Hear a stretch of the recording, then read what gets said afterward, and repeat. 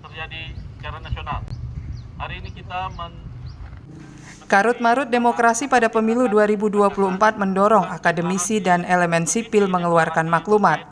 Maklumat ditujukan kepada presiden dan para anggota legislatif yang dinilai mulai melupakan semangat persatuan pada pesta demokrasi tahun ini. Sejumlah akademisi Universitas Maliku Saleh Loksemawe menilai demokrasi dan persatuan menjelang pemungutan suara pemilu 2024 terganggu.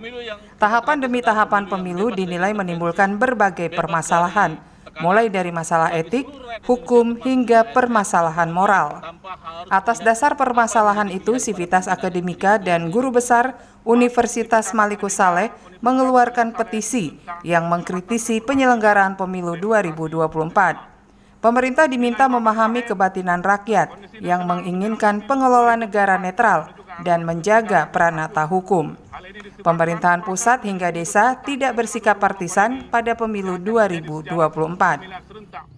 Kita mengharapkan kalaupun nanti ada yang terpilih, kita mengharapkan ada legasi yang baik, yang betul, kemudian ada legitimasi masyarakat yang kuat, sehingga siapapun yang terpilih sebagai presiden atau sebagai anggota parlemen betul-betul mendapat dukungan masyarakat yang penuh.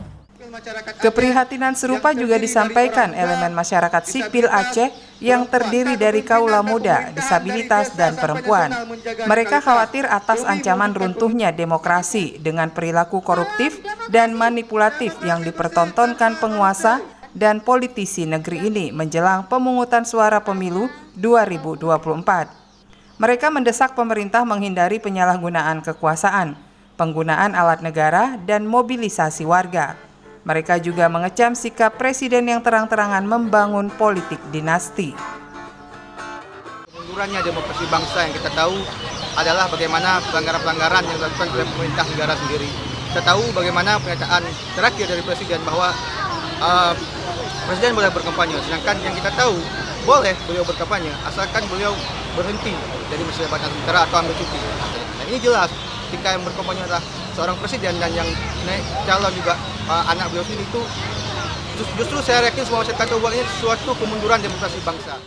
Walaupun presiden berhak berkampanye untuk salah satu calon menurut undang-undang, semestinya presiden bertindak adil.